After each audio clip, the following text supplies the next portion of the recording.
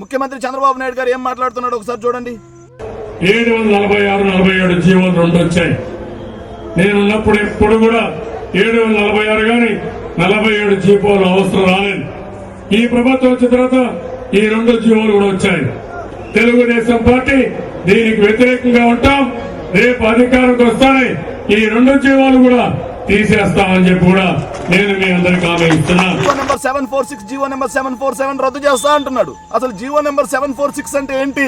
తిరుమల తిరుపతి వెంకటేశ్వర స్వామికి 7 కొండలు ఆయనకే ఉండే విధంగా చట్టబద్ధత కల్పిస్తూ రాజశేఖర రెడ్డి గారు ఆ రోజు జీవో నెంబర్ 746 తీసుకొస్తే వెంకటేశ్వర స్వామికి 7 కొండలు అక్కర్లేదు, 7 కొండల్ని 2 కొండలే చేస్తా, దానికి అడ్డుగా ఉన్నటువంటి 746 జీవోని రద్దు చేస్తా అని చెప్పేసి చంద్రబాబు నాయుడు గారు మాట్లాడారు. ఇక జీవో నెంబర్ 747 తిరుమలతో పాటుగా అన్ని ధార్మిక క్షేత్రాల్లో అన్యమత ప్రచారం నిషిద్ధం అని ఆ రోజు రాజశేఖర రెడ్డి గారు ఒక జీవో తీసుకొస్తే ఆ జీవోని రద్దు చేసేస్తా, తిరుమలలో అన్యమత ప్రచారం చేసుకోవచ్చు అని చంద్రబాబు నాయుడు గారు మాట్లాడుతున్నారు. ఇది ఎంత దుర్మార్గం! చంద్రబాబు నాయుడు గారు ఆ రోజు 1000 కాల మండపాన్ని తిరుమలలో కూలగొట్టిన నాటి నుంచి ఎస్వీబీసీ ఛానల్ వ్యతిరేకించారు. 7 కొండలుగా చట్టం చేస్తా ఉంటే దాన్ని వ్యతిరేకిస్తున్నాడు. అదేవిధంగా అన్యమత ప్రచారం చేసుకోవచ్చు అంటాడు. పుష్కరాల పేరుతో 29 మందిని చంపిస్తాడు. పుష్కరాల పేరుతో 42 గుళ్లను కూలగొట్టించి ఉత్సవమూర్తుల్ని విగ్రహాలని కాస్త ఏదైతే కుక్కల వ్యాన్లో పడేస్తారు, మున్సిపాలిటీ తొట్టుల్లో పడేస్తాడు. అదేవిధంగా గుళ్ళున్న చోట మొబైల్ టాయిలెట్లు పెట్టిస్తాడు. ఇంత దుర్మార్గంగా హిందూ మతం మీద ఇతనికి ఎందుకింత ద్వేషం? హిందూ ధర్మం మీద, దేవుళ్ళ మీద ఎందుకింత పగ?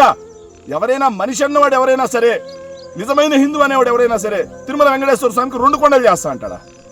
మనిషి అన్నవాడు ఎవరైనా సరే తిరుమల వెంకటేశ్వర స్వామి యొక్క సన్నిధిలో అన్యమత ప్రచారం చేసుకోవచ్చు, దానికి అడ్డుగా ఉన్న జీవో రద్దు చేస్తానంటాడా? ప్రజలారా గమనించండి, చంద్రబాబు నాయుడు గారికి కేవలం అధికారం, డబ్బు తప్పిస్తే వెంకటేశ్వర స్వామి మీద కానీ హిందూ ధర్మం మీద కానీ భయం లేదు, భక్తి లేదు. ఆ రోజు అధికార ఆకాంక్షతో ఆ మాట్లాడిన మాటలు ఏంటంటే 2009 బైబిల్ మిషన్ సందర్భంగా క్రైస్తవులకు ఇస్తున్నటువంటి హామీలు చూసారా? హిందూ ధర్మం మీద కానీ వెంకటేశ్వర స్వామి మీద కానీ ఆయనకి ఏమాత్రం భయం, భక్తి 2 ఉంటే అలాంటి మాటలు మాట్లాడతారా?